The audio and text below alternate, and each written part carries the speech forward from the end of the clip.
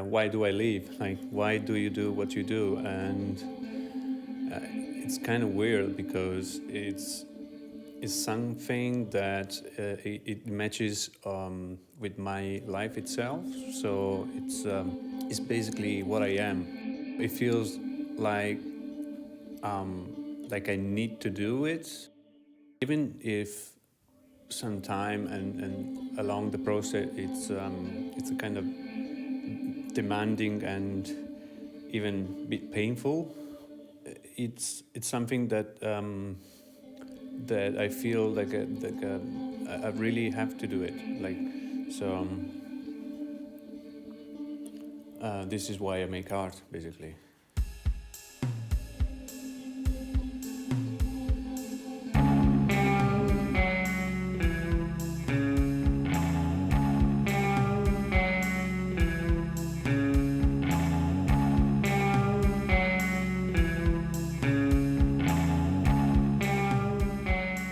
Hi, welcome to episode 2 of the Lo-Fi Podcast. I'm John Wentz.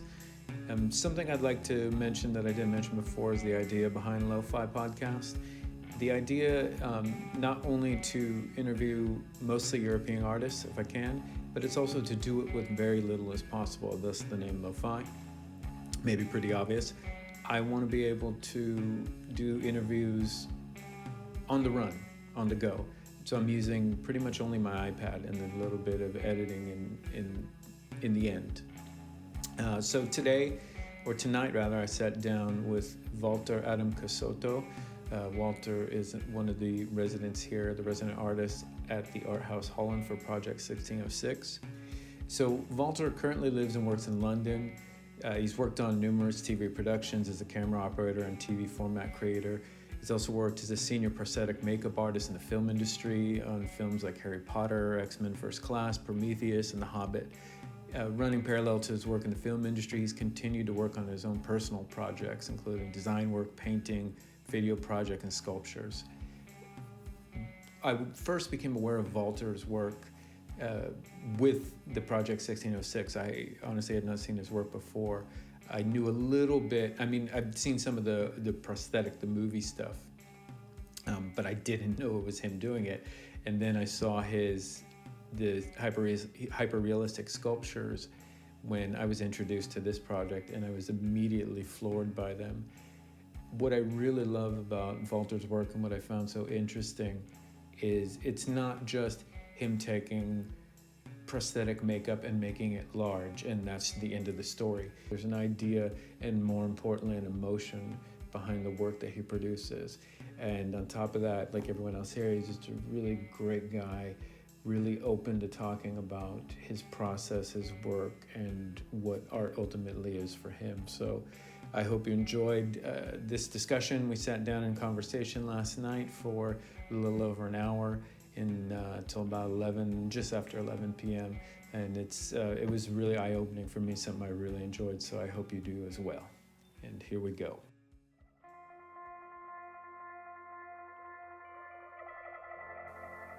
Okay. You set? Yeah. Okay, thank you for tuning into episode 2 of Lo-Fi. I'm here with Valter Casotto. Valter is here at the residency in Leiden in the Netherlands with us. He's one of 5 artists working and is kind enough to sit down with me and have a little chat. Why don't we start? Give yourself a little introduction, your name, where you come from. I'm Valter Adam Casotto, and I'm from Italy. I come from a town which is a bit more inland from Venice.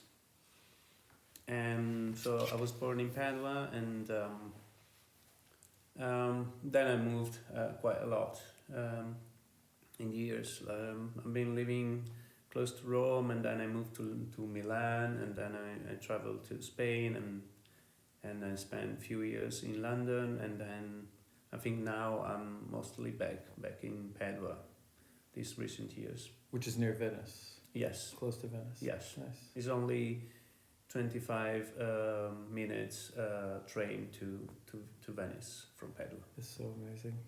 You'd realize how lucky you are. Right? And so give a little bit of your background. So what, if anyone's not familiar with Valter's work, Valter is a hyper-realist sculptor, but also works in the movie industry, which I didn't know. So coming into this, like my background, like when Daniel gave us the name of the artist, I thought you were just doing hyperreal sculptures. I had no idea you were involved in the film industry. Okay. So how did you get started? And what's your background getting into art? Why did you choose what you chose, and how did you get into film? I was at the end of the high school, and I was asking because I should say that I really always wanted to be an artist, and I come from a middle class family. Like, my parents didn't have much money to make me study after the high school, and so but I always wanted to be an artist. I also was very fascinated by architecture and design, but as I said, I didn't have the money to carry on studying. So I came up with this question: what should I do? Like, that gives me the possibility to know all the techniques and trying to get into the art world, learning how to paint, sculpting, mold making, because I also always loved painting, but I think I always prefer, like, get my hands dirty with more three-dimensional. So you knew that from the beginning? I certainly knew that from the beginning. So the question was, what could give me the possibility to do all these things together? Yeah. And I was also fascinated by the cinema industry, like also the lightnings, the lighting of scenes, like the light in the scenes. This form of art always fascinated me, and I said, okay, maybe I should go that way, and so then I can learn, get to know things, like how to do things, and also earn some money out of it. While I do that, then I'll probably put an art piece here and there if I have time, and that what happened along the years. Okay. And now I got to the point where I worked on quite a few movies, and I started to produce. Actually taking more time off from the art industry, from the movie industry, to do my own personal projects. Right. And now I would like to do just that, basically. Just focus on your fine art. Yeah. Do you mind talking about the film side of it? Because I'm fascinated. What I've found interesting about you is how you toggle between those things. Because you've worked on some big movies. I was really surprised. Like, what are some of the movies that you've worked on? I worked on Harry Potter, X-Men, Prometheus was a good movie, the sequel from Alien. Yeah. What did you do on Prometheus? I worked on the old age makeup of Mr. Wayland, which is the big bad guy. Yeah, I remember that. And The Hobbit, and one of the recent movies that I worked on that I really loved was the Queen movie. Queen, really? Did they just call it Bohemian Rhapsody? Yeah, Bohemian Rhapsody. Okay, you worked on that movie? Yeah. Okay, what did you do for that? I applied old age makeup on his father. Okay. Okay, on his father. On Freddie Mercury's on Freddie father? Yeah, okay. Well, you asked if I'm confident, like if I have any trouble talking about my job. Well, not if you had any trouble, if you wanted to. I don't know if you have a hard line where you're like, I just want to be seen as a fine artist. Because I think, like, if I put myself in your position, I would probably, I don't know, I get people probably gloat on you, like, oh my God, you worked on this movie. And that would seem kind of odd to me. Because it's not your personal, it's amazing work, but it's not your personal work. Would you have any problem talking about it? Would I? I don't know. Yeah, you were saying yes. I don't know. I mean, maybe a little. I don't know. If I think about it, because I'm so attached to my personal work, I think me personally, Like, let's say, yeah, I probably would a little bit. I'd be like, I'd rather Me talk too. about my personal stuff. Me too. Okay, good. That's fair. But no, That's fair. it's totally fine. I'm just saying. It can be a good thing. It can be a bad thing.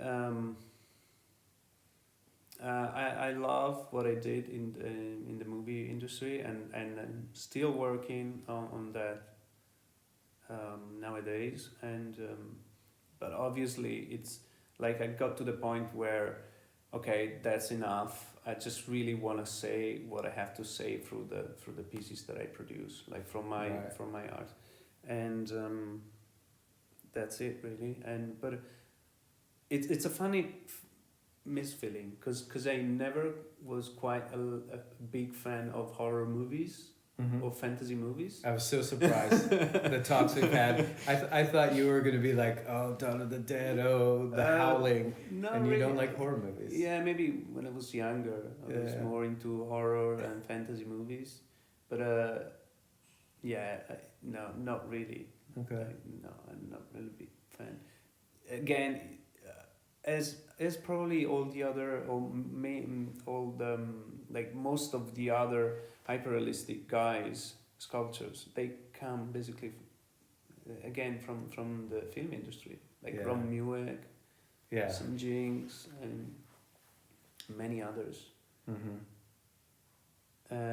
So I think it's just I don't know, because you can get the possibility to put all these arts together. Like there's it's very technical, you know. Like producing a hyperrealistic piece, it's quite that there's a lot of things you have to know, that you have to put in line to. Right, there's a lot of skills that go in, different skills that go into each one. Yeah. Yeah. Like you have to be able to sculpt very well, because you go down to detail, and then you have to be a very good mold maker, a silicone runner, a painter, a nail puncher.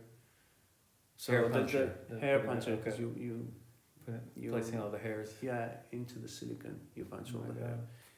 So there's so many things combined together, and this what we do as props, as fake bodies, dead bodies, and prosthetic makeup.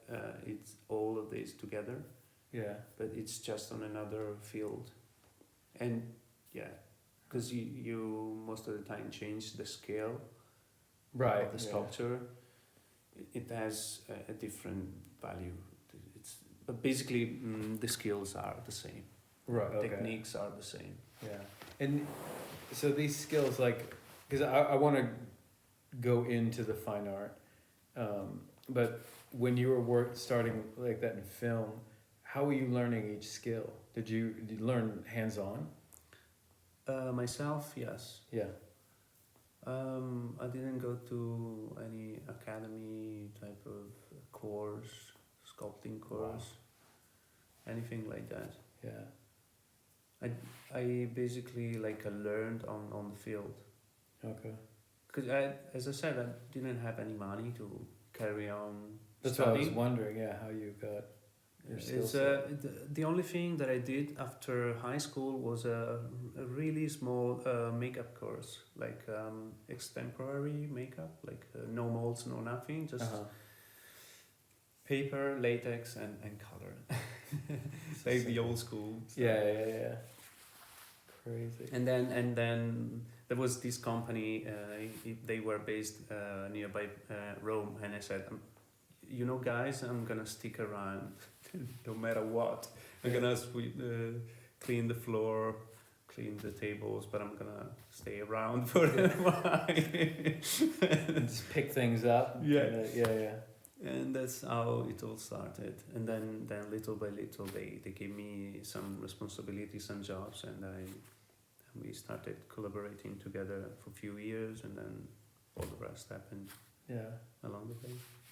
And so when you were young, knowing like you wanted to do art, and I think you're like you were saying, like, and even at that age you knew you wanted to do fine art, so film was kind of this vehicle to get there.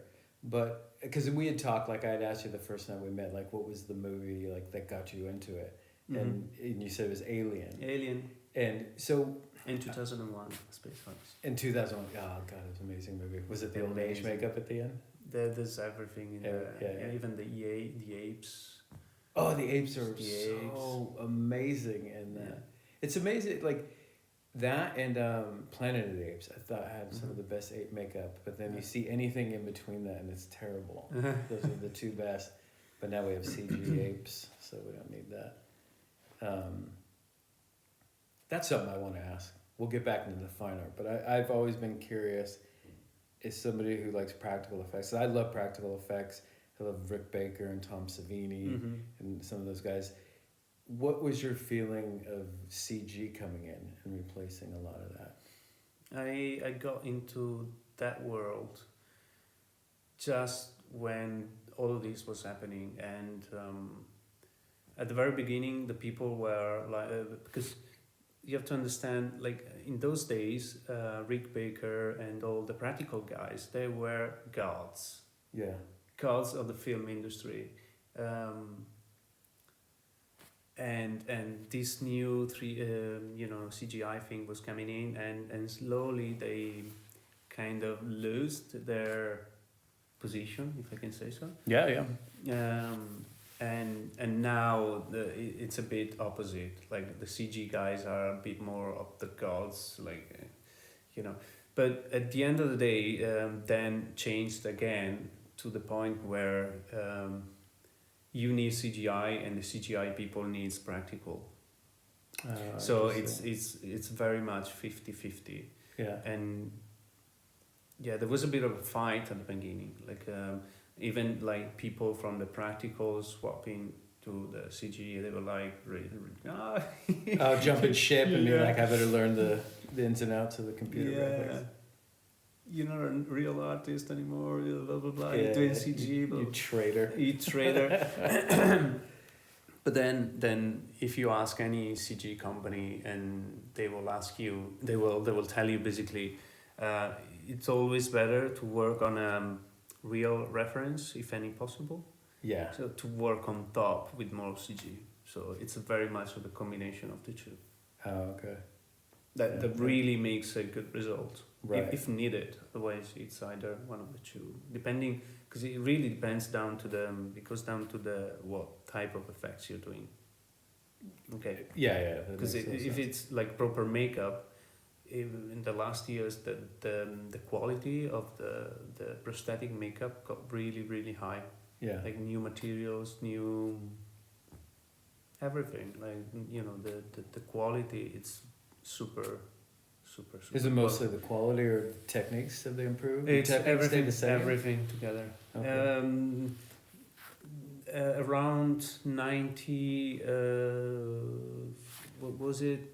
98, 96 was the first silicone makeup ever applied, and since then, the silicone itself got much better and much more softer and very close to the softness of the skin, and you can even balance the materials inside. Can be softer, can be harder. Yeah.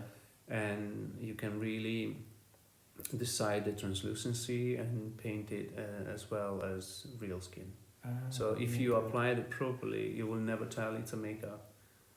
So silicone, when silicone kicked in, the quality of the makeups were like going. And this is what you said, like 96, 98? Yeah.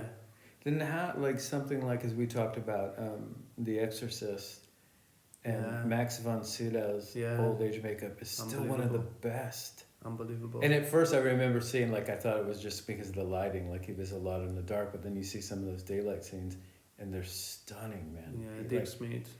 He's considered to be the godfather of prosthetic makeup. So he was just that good back then. It didn't matter the materials. Every single person in the film, in the makeup effects, considered that guy who just passed away a few years back to be like the super godfather of the prosthetic makeup. Wow. And in fact, Rick Baker was one of his assistants. Oh, okay. And then Kazuhiro. Right. So basically, he was still working with foam latex, Mm-hmm. but then even camera got better, the quality of the film got better, and then he swapped into digital.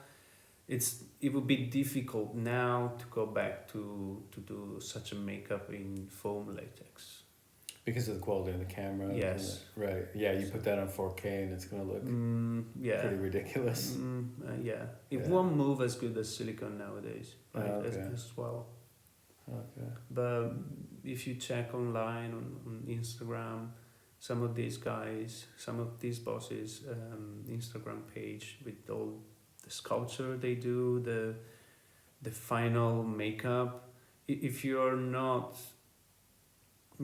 if you don't know what they're doing, you will never tell it's a makeup. That's the thing, So, basically. Yeah. You will never tell. That's Unless you're so into much, this field, or the guide. Yeah. Just apply the makeup on someone. And what, because we haven't talked about like personally like the stuff you've done, but I've picked up in conversation that you've done quite a bit, it seems like, of old age makeup. Is that just something that you enjoy? I really enjoyed it, but I think, again, it was connected to my art thing. Because on my pieces, at least the theme that I'm working on at the moment, it's the time. Oh, The okay. concept of time that we, as human beings, have in our mind. And it was always, basically always fascinated me, like the old age makeups, and like the old people, and these relations that we have, like being child and being very old, and also some similar stuff that old people has with babies, with childs. Okay. Like, yeah. and maybe that was just the reason, but yeah, that's why I like the old age makeups so much. Yeah. No, that's fascinating. So, what was your transition then into fine art? What was the first piece that you created that you considered fine art? How did that come about, and what was it? One of the first, for sure. I think possibly the first was the old age makeup, actually, on myself. Basically, I did this old age makeup on myself, and I got it applied on myself. I took pictures like drive license pictures. So very straight. And one from the left and one from the right side, and I put it in an envelope, and I shipped it over to my parents. And obviously they didn't know anything about it. And my sister filmed their reaction to it. Oh, wow. Opening the envelope. Yeah. And I think almost straight away, my mother recognized me. Yeah. She recognized me. And my father took a bit more. And then my mother says, "Oh, I can see the nose, blah, blah, blah." And then my sister goes like, "Oh, so this piece is called We Were Never Meet at That Age." That's amazing. And my mom got all sad, and she's almost started to cry. And so that was I think that was the turning point, where I realized that, okay, hold on a minute, like I'm doing this not just for makeup purpose, but I'm doing it as an art project. And yeah, but it's funny how, to me, it wasn't like a strict line, one or the other. Like I don't know. I just wanted to make stuff, and then we met this friend of ours, who happened to be like a curator, and she decided to work with us, and she basically then she saw why.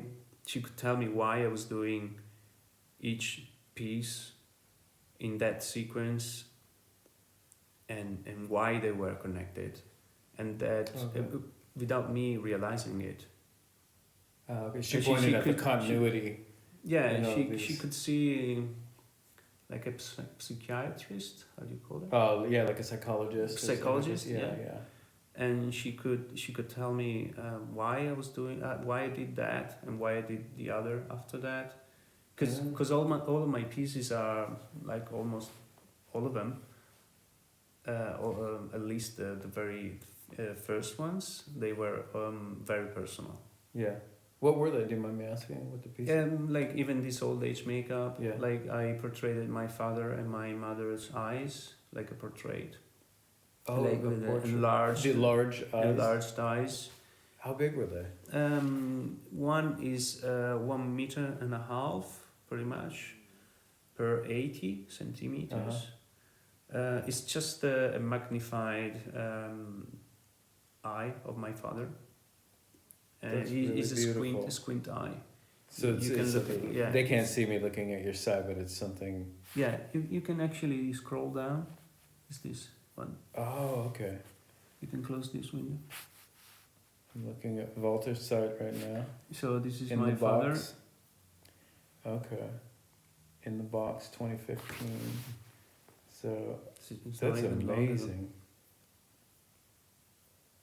And so, what for you? What was the intention behind the piece? So this is one of the pieces that she was seeing the continuity. Yeah, And you weren't aware. Yeah, all of Okay. them. All of them. Okay. Yeah.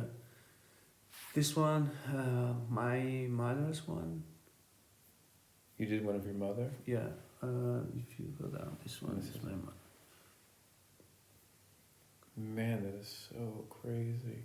So she has a very different look in this. What was why the different expressions?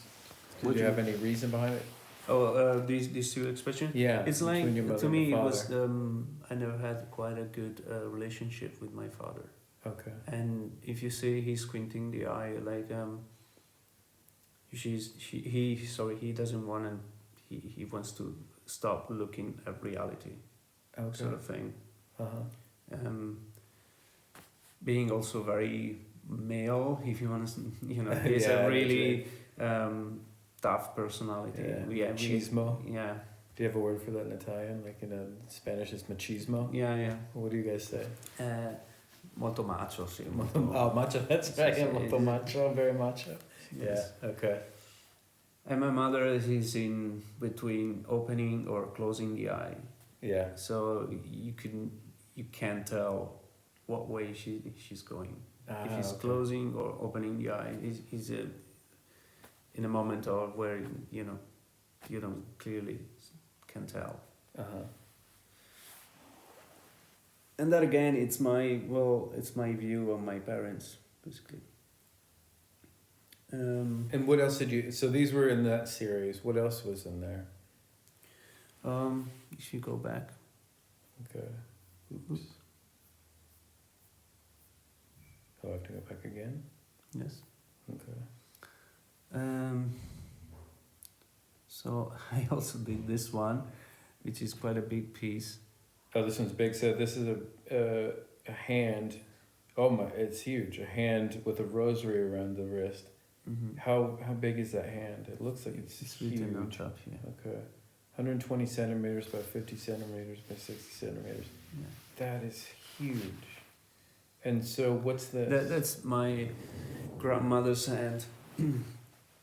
That's my Oh grandmother's my- hand, and basically my That's father, beautiful. my brother and I bought my grandmother's house Uh-huh. because she didn't have money basically to carry on, and Yeah. so we said okay, we buy the house, and I happened to spend last 3 years on the first floor and basically living in the same house, and then she passed away. But I don't know, it's difficult to explain because I said, okay, I want to do this piece. Mm-hmm. And I wasn't quite realizing what I was doing. That's the funny thing, because it's also very strange, because if you plan to do such a piece, you're looking into 3 to 4 months of work. and more than one person. Right. Also, Martina was helping me and a few other of my guys Yeah. in the workshop. So, but I was really saying, okay, I really want to do this. I really feel that I have to do it. And then I realized it was her portrait, and it was also about how I was feeling about my country, because I was never been quite happy about my country, and I always wanted to live abroad. Okay. That's why I went over to London and never quite had good feelings about Italians in general. Really? Yeah. I'm tempted to dig into that, but maybe No, we don't have to. We can just talk about the no. things. There are good things and bad things in every culture, Yeah. and there certainly are things about Italians that I don't quite like at all. But anyway, so then this was representing as well, because it's also called.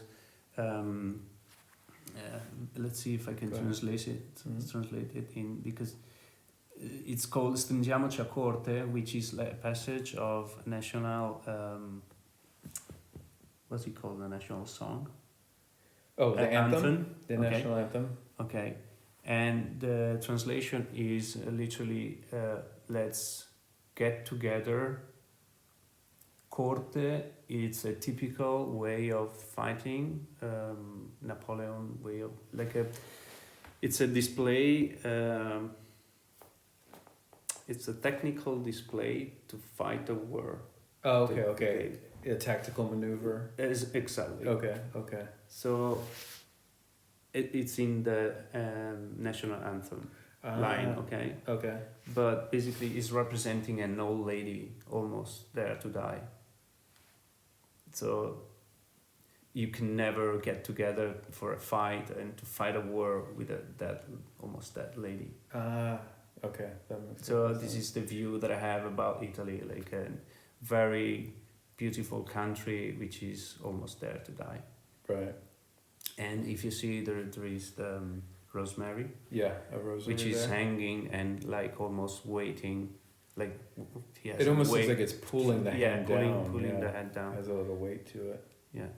Oh. And if you see, there are obviously in a hand 5 fingers, which were 5 brothers of the 5 childs. How do you say? 5 children, right? 5 children.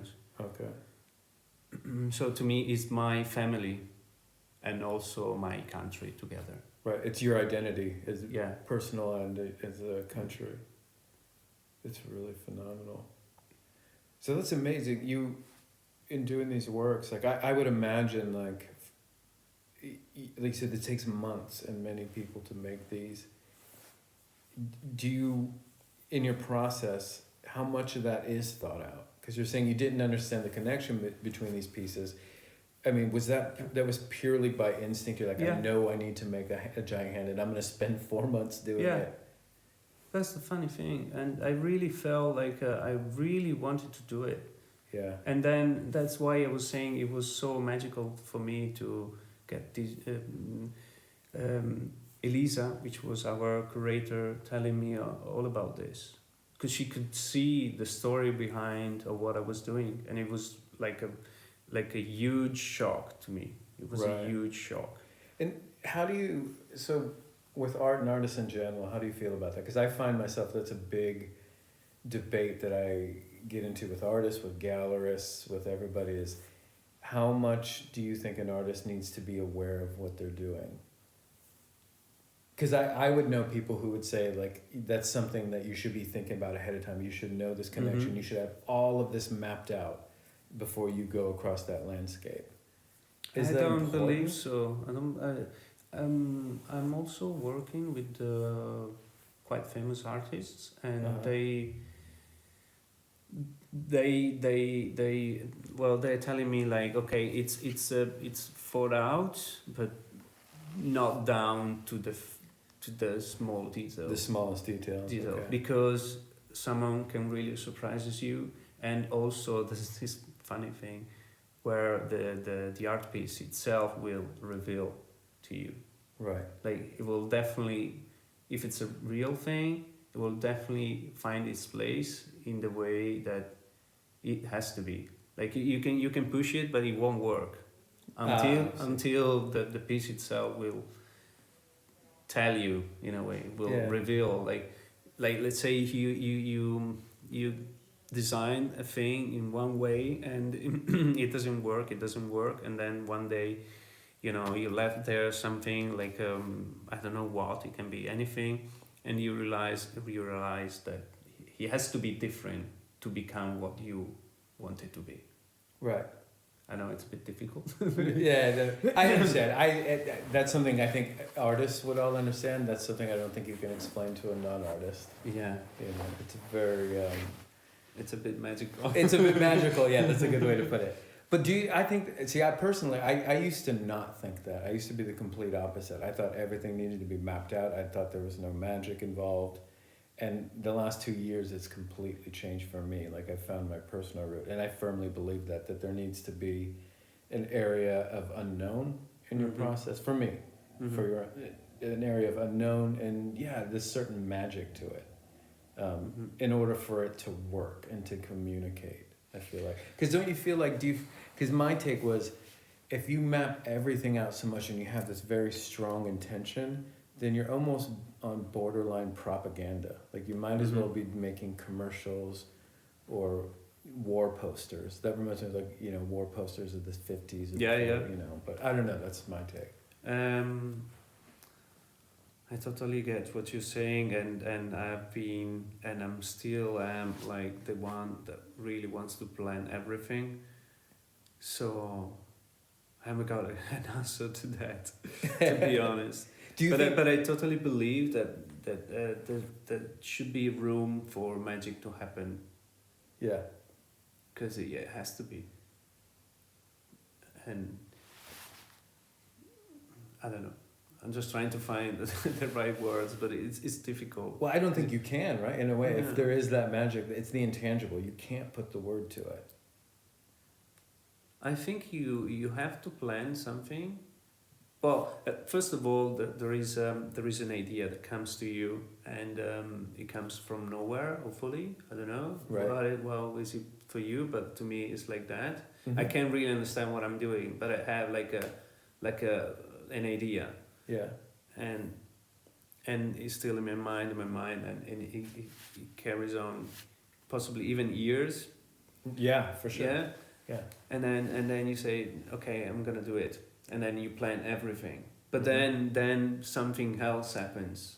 So if it has to come up, it will certainly do it itself. Like you go for it, you plan everything, and then it will reveal itself.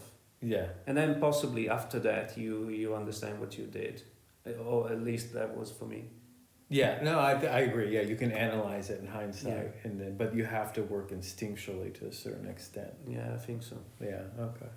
Yeah, but I'm wondering too, as you're saying that, how much, because one, I'm amazed that you could work in the film industry then, because I imagine everything is there's a lot of money involved, there's time, so that's completely the opposite of what you're doing in your fine art. Was that, well, no, because you said you wanted to do fine art from the beginning. Was that part of the attraction into your fine art? It's really boring for me to go to work in the film industry. Is it? Super boring. I'm so used to manage my workshop. Maybe even too much, to be honest. Yeah. Because I would like to do so many things, and there are so many things to deal with that you don't want to deal with. Office stuff, whatever. You guys seem to do a lot of office stuff. Yeah, too much. Yeah, I think I've seen that since we've been here. I feel like half the time you guys are on your computers. Oh, I'm so sorry. No, I'm not complaining about it. I feel bad I'm complaining. For you. Oh, I see what you're saying. No, it really, man, I was like, man, these are two of the busiest people I've ever seen in my life. It's crazy. I don't know how you guys do it all. I'm getting mad. That's normal. That's normal. And also, I'm curious about the scale. Like, why is it? How much a part of the artwork is it? How important is it? These are large pieces that you guys usually do. You're working on smaller things, life size now. Yeah. I think it becomes it's like natural to me, because if I do like a 1-to-1 scale hand, it will look to me like a wax type of museum in a way. Like I don't know. Again, I think it calls you like it's the idea itself comes up as big as it has to be. I think, like, you know what I mean. Like yeah. I when I pictured it in my mind, I saw like a big hand hanging from the wall.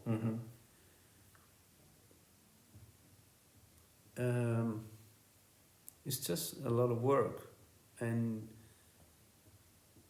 basically when you do sketches, and let's say we grabbed a big chunk of polystyrene and we started to just sketch on top, fingers and the hand, and hanged it on the wall. And you go, okay, no, it has to be bigger, it has to be smaller, and it can. Yeah, because obviously it's a three-dimensional thing, so you get around it, you look at from far, and you say, okay, then it has to be that big. Right, you get a better idea of the scale. Well, it was such an important thing, like this hand, and because at the beginning I didn't know why, but it was very important. He had to be big in my mind. Yeah, that makes it. But even, I mean, all your work is pretty big. Well, actually, with David Bowie, the original idea was to make it a little bit smaller. Oh, was it? Yeah, that yes. Bowie's. But humongous. then for a reason or another, it became very big. It looks amazing in that scale. Because I feel like when I look, I haven't seen your pieces in person. I really hope I can at some point. But it's that thing that kind of, for me, the scale, it makes it more monumental. I mean, it's literally monumental because of its size. But that hype, like if I saw all these pieces life size, they would feel like props to me probably. But the size that you make them, it kind of takes hyperrealism and then makes it kind of unreal again in a weird way, which it displaces you. Thank you, that's a great way to put it. It completely displaces you. I'm seeing these real things, but then they're on a scale that is completely inhuman. It's like a big sentence. It's not written on a piece of paper. It's well big on the wall. It's like a statement. And it's there to tell you something. Right. So it's like message. a big sign. Yeah. Look at me. But yeah, I totally understand what you're saying. Like, it's unreal again. You feel like small. There. Yeah. Like if you were scaled down to the piece, not the piece scaled up. And I guess also, this is the word I was searching for, because sculpture is so fascinating to me because it is very literal. Like painters, we deal with illusion. Everything is illusion. We're on a flat surface, so we got to create that depth. What you do is very literal, but then by making it an unreal size, it takes away a certain literal aspect to it. You know what I mean? Yeah. Because it's not literal, because it's not a life-size sculpture, but it's literal in that it's hyper-real. It has all the detail. It has all the color. Yeah, it's a good point. There's a piece of Paul McCarthy that just replicated this lady naked, and it's 1-to-1 scale. Yeah. But the piece was about as a community being very wanted to see everything in reality, like even the what do you call it, the apps that we use, being always looking onto things But basically, yeah. So the piece had to be 1:1, and there was a reason to be that the original scale. Mm-hmm. Is the voyeurism? How do you call it? Yeah. Because when something's The piece- 1:1, I feel like you feel it's like a mirror. You're looking at Yeah, somebody that's else. why he made it 1:1 scale, Right. and the piece was about voyeurism, Right. the human need to see things, Yeah. and the lady was naked. But yeah, this is a different take. Mm. So if you scale up things in I don't know. Yeah, I think it's more monumental in its. I don't know. I think it's just what we said basically. Yeah. It's almost godlike now when I think about it. Like, you're looking at a god. These huge things. It's just awe-inspiring. It takes you to a different place at this scale. It seems like. But again, I did also like 1:1 figures, like this big can, and also other pieces. They were called garbage series. The garbage series. Yeah, like normal, all-day life bottles and cans. So these are images of crushed cans and replicated bottles. in silicon, Replicated as it in silicon. was. But how they're not painted? They're painted as skin. Yeah, it's flesh. Yes. Why? It's really creepy, by the way. Yeah, it's really creepy. I know. It's super creepy. Oh man. So they're like abandoned corpses. Oh, okay. Abandoned,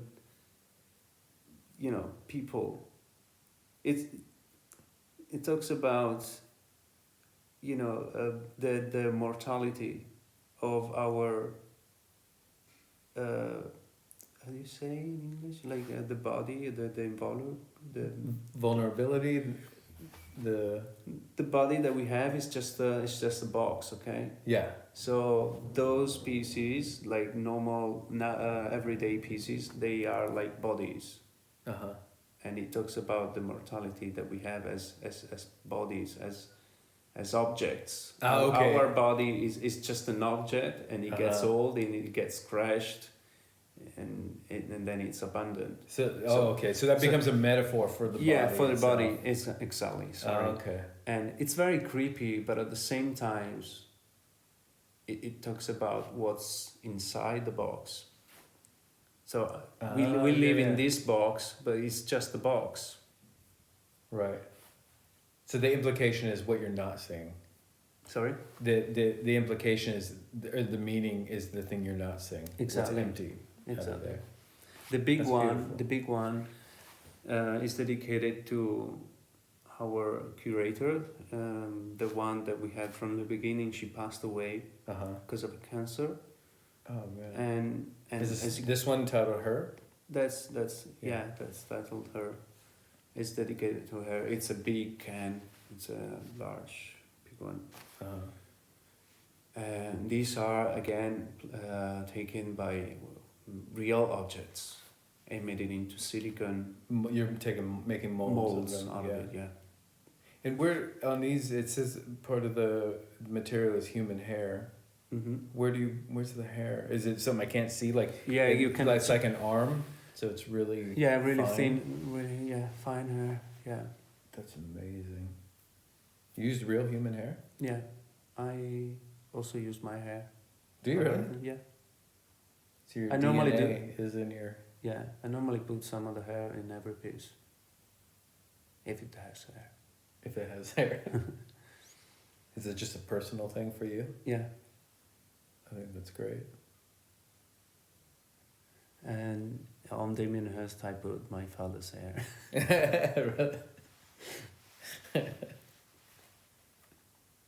Yeah, these are stunning. So, basically, also one thing that I really like,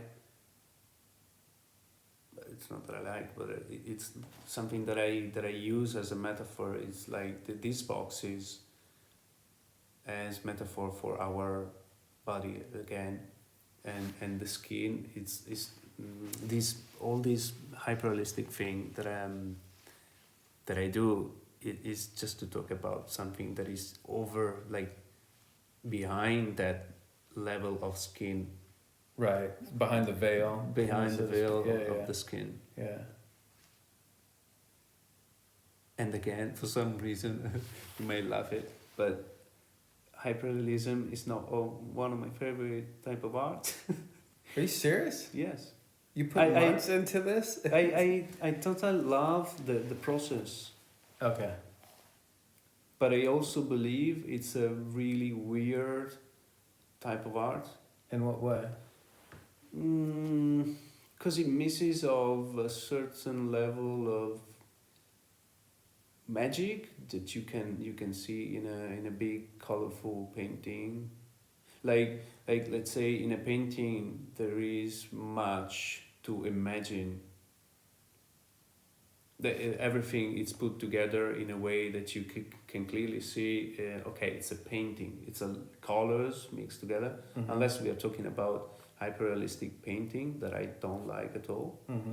Like the stuff that you do, it's so. It's magical in a way, like the way you stroke, the way you paint, the colors that you choose. It's an image, like it's a constructed image. Whether this one is just a replica of something that is already there in life, Yeah, you yeah, know, yeah. it's a one-to-one just translation. Yeah, exactly. Yeah. Again, I totally love all the process because there's so much control and so much the technique that you have to put in. Yeah. But I'm also trying to find a different take on it. But is part of that with the scale? Yeah. Yeah. Yeah. What else do you think? What would be another? Well, I guess the square things that I do. The cropping. Yeah. Yeah. Like chopping off pieces. I don't know. I'm still looking to. I'm still developing stuff. We'll see what comes out. But so if that's not the top, what do you like to look at then? What inspires you sculpture wise? If it's not hyper realist. Oh, but well, the old masters are. Really, you like the I old love masters? all the Italian masters. Yeah. You guys have a couple, I think. No one, worth remembering. What? Michael. I said no one worth remembering. No. That no. Michael Sutton No. guy. Oh yeah, no. But I always loved William Turner, Joseph Turner, the painter. Oh yeah. The yellow, I don't know, the way he was painting. So is that what you think? Like, what's your personal philosophy of art? Like, should art not mimic the real? Should it be something other than the real? I think it should mimic the real if it has a real meaning behind it. Yeah. That's totally, that's Ron Mueck and many others, or the way some of the hyperrealistic guys took reality and transformed it and deformed it also is very interesting to me. Yeah. But I don't know. I like painting so much because it feels to me like there's more freedom to it. Right. You know, You're kind of excited about painting. That's interesting to me. That's why I'm here. Yeah. I'm the only sculptor. Yeah, and by the way, nobody knows about Valter is the only 3D artist here working with 3 painters. Yeah, I was wondering how that was going to be for you, but I knew you knew Daniel, so I didn't think there would be an issue, but it was interesting that you would want to do that. Mm-hmm. Yeah, because I wanted to challenge myself just to see what could come up with. I don't know, like I never had the chance to see painters painting and chat in between them, and so it was really, really attracting to me. Yeah, because it's not something that happens every day, right? right. Well, I mean, for us it does. No, I understand, because it's been the same. Like, I've never had the chance to really see anybody do what you do in person, and I think when you do it long enough, like we do, like and it's your career, you can. There's not. I don't want to say it gets boring, but it is more exciting to see somebody else's process. Oh, yeah. Like, something new. Yeah, yeah. Like watching when you're putting the doing a mold of Martina's face. Like I'd only seen that. I remember because I think I told you this. Like when I was younger, I wanted to do movie effects. Mm-hmm. I was gonna quit painting. And I was gonna go to I think it was Screaming Mad George had a school in like Canada or something, and I was gonna do that, and that's the only time I'd seen people do that was in magazines. So it was like a childhood dream, seeing you do a mold of her face. It's like, oh my God, this is how they do it. So yeah, I think it's always we get excited about somebody else's process. Yeah, totally. Do you ever? Because that's another thing I was thinking about. How traditional do you get with sculpting? Because you do a lot of mold making, and then you'll add things. But do you ever do like just from a block of plasticine sure. sculpt from that? Yeah, yeah.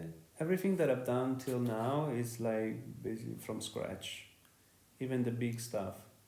Okay. We didn't. Actually, the only time that we kind of use some of the 3D, like in the way. That was David Bowie's eyes. Basically, I sculpted like a maquette, like a bigger head of Bowie's eyes, and we scanned it because it was the first time that we started to use 3D scan, photo scan. And stuff. Okay. So we photo scanned the eyes, and we were not good at all in 3D, but back in the days, some time ago. So we basically scaled up just the very generic shape of the eyes, and then we applied more plastilin on top, and then we sculpt everything basically because I didn't quite knew what was the right expression that the eyes had to have. Oh yeah. We basically sculpted everything in plastilin on top, the thickness of the plastilin was so much. Basically, the 3D stuff was just to holding up all the plastilin. It wasn't like down. Oh, it was like the armature for the plastic. It was basically an armature. Yeah, that's crazy. Yeah, but I'm planning to implement more of the 3D stuff, just to speed up the process. But basically, you still have to sculpt. Your model, maybe it can be 1:1 scale, just like a small scale, and then you can 3D scan it and then print it in big, but then you will still have to go on top with more plastilin to do the fine details and all that, and then do the mold and then cast it in whatever material you have to cast it with. And that actually, something you said just reminded me, because you brought that 3D sculpture with this, how big of a role now or 3D printed sculpture, sorry, how big of a role does 3D print play in your process now? Is it something you utilize a lot? We utilize it in more for the film industry. Oh, okay. I haven't done much on my own art at the moment. Like actually that piece that I just brought over, I think is the first ever piece that I would cast and make it in bronze, just because I love the dichotomy of being like a new, like a 3D print, but with an old material like bronze, and combining the two things together. So again, it's about new and old. Right. The meeting. The meeting of the two. But that's the only one, and it's my image. And again, I'm also using many times my image in my other sculptures, so I think it's still on the same path of what I'm doing. Right. It just becomes another tool. Yeah.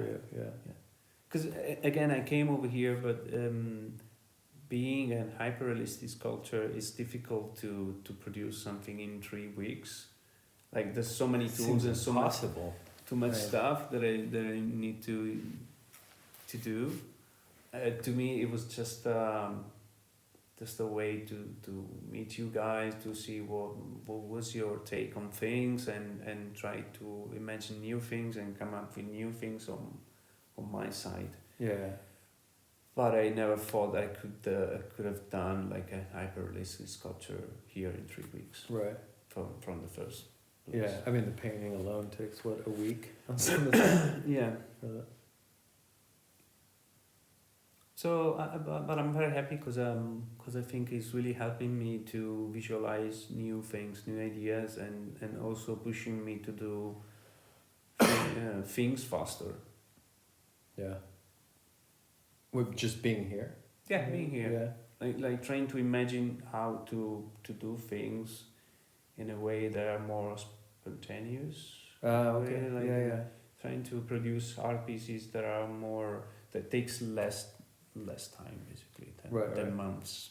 Yeah, months. That's so crazy. I used to.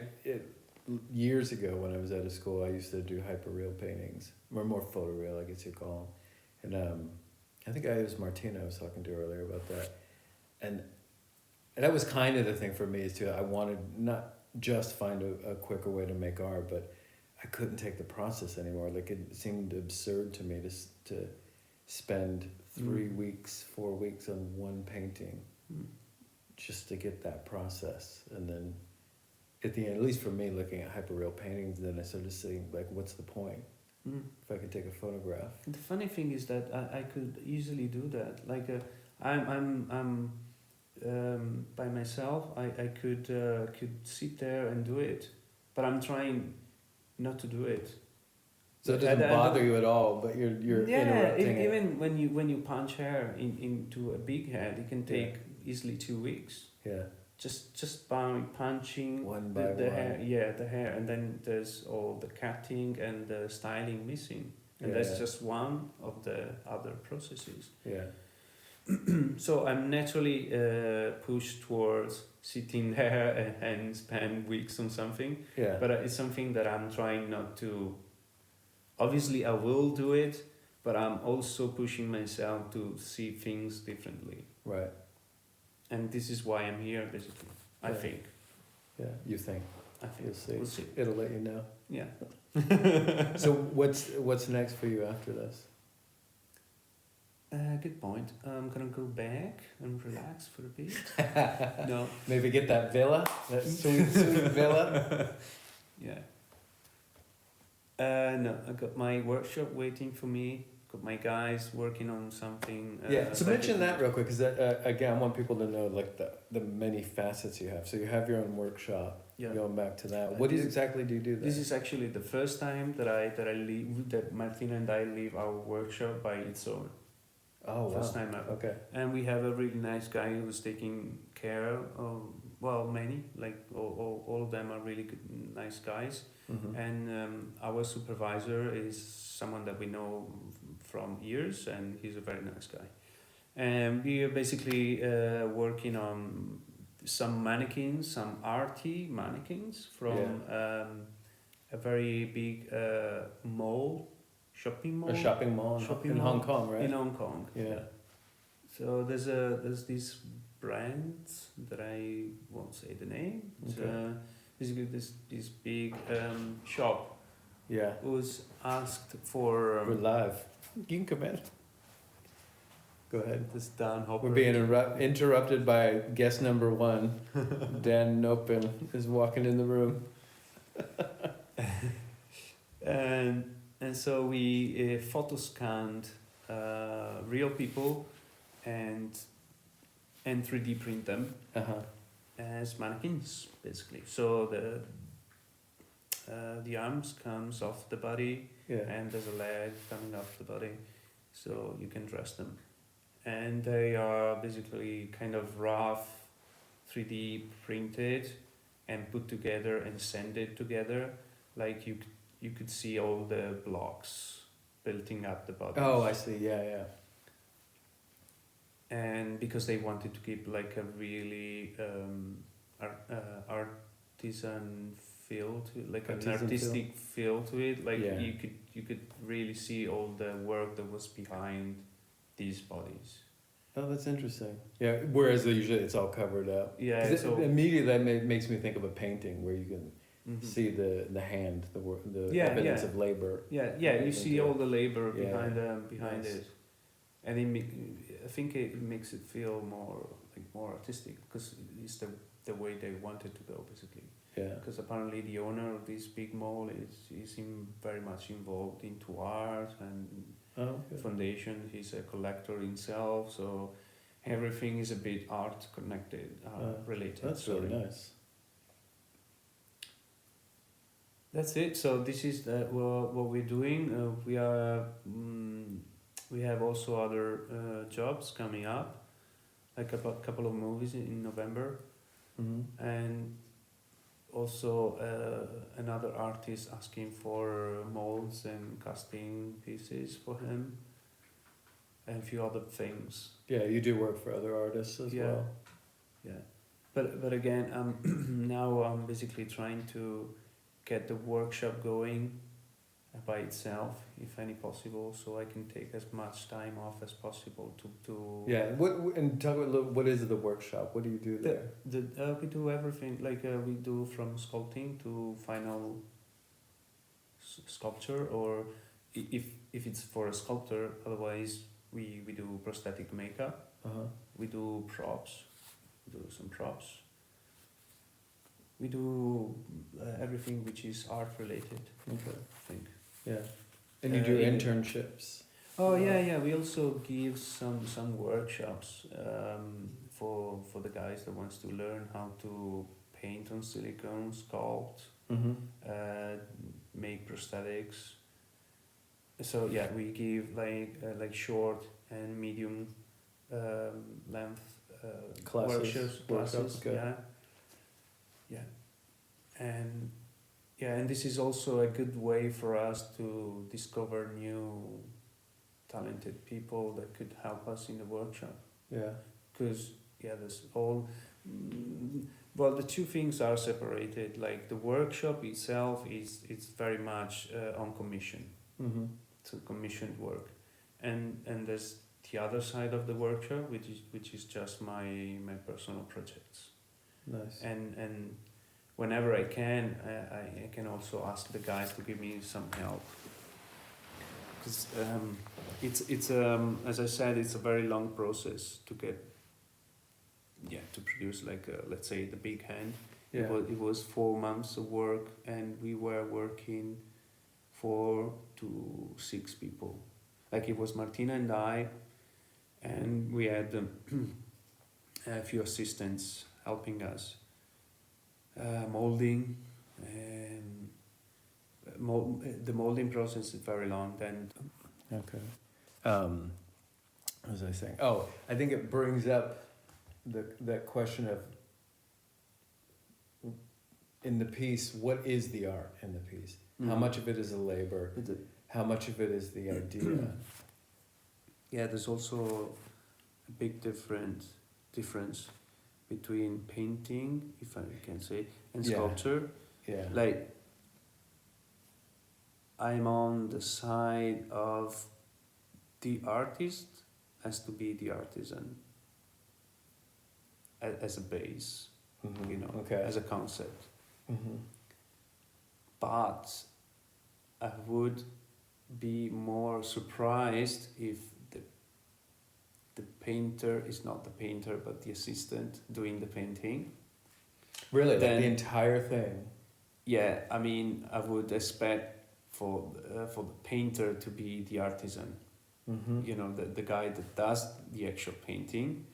But to me, it makes more sense if the sculptor is the sculptor and does the sculpture, and then there is some assistant helping him out with more things related to the process.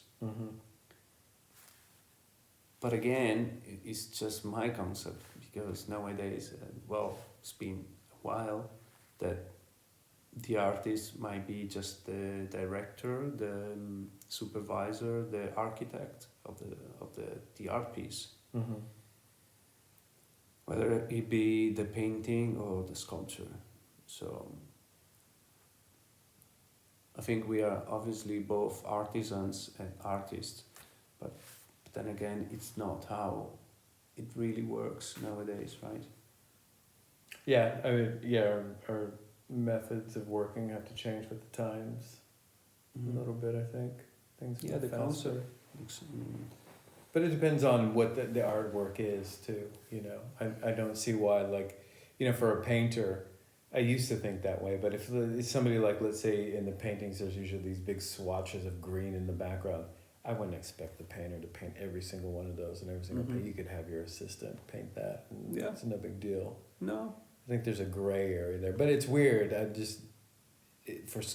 Even myself, I give more leeway to the sculptor. Like, it seems like that it's built into that that medium that you're going to have assistants doing a certain part of the work, and it's okay.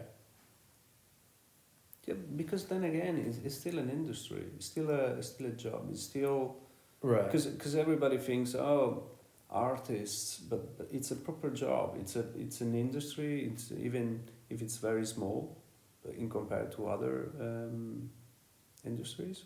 Yeah. But you know, because especially nowadays, you have to be the artisan, the artist, the promoter, the accountant. You have to be many things The together. administrator. Yeah. So It's a lot of hats. even if you're not touching the art piece, you will definitely be able to communicate what you want, maybe down to the finest detail. And being able to communicate, it's definitely part of the job. Yeah. Even if it's within yourself, that you do it yourself, or even if you just communicate to someone else to do it for you. Yeah. But then I still think that this as we said before, that the art piece it will tell you, it will come up by itself. So the artist has to be there, you know, even if he doesn't touch it, he has to take decisions and work around it to make it work. Yeah. He has to at least be the producer in a way. Yeah. That's a really good point. Okay. Well, we're getting up there, and I think you're probably as tired as I am. So maybe we'll call this a done. Anything you want to throw in towards the end? Yeah, you should come and visit us in Italy. Thank you. I definitely will, man. I'm excited to. Well, I'll try and do it sooner than later, but I would love to. And to see your workshop, I think would be amazing. Fantastic. But we'll wait for you. Thank you. And on my side, man, thank you for doing this. I didn't intend to do this podcast when I got here, but after seeing everybody work, and especially seeing you guys work, it was really inspiring to me. So I felt selfish. I wanted to sit down for an hour and just talk with you. So I appreciate it, man. Thank you. My pleasure. Really. Right on. Okay.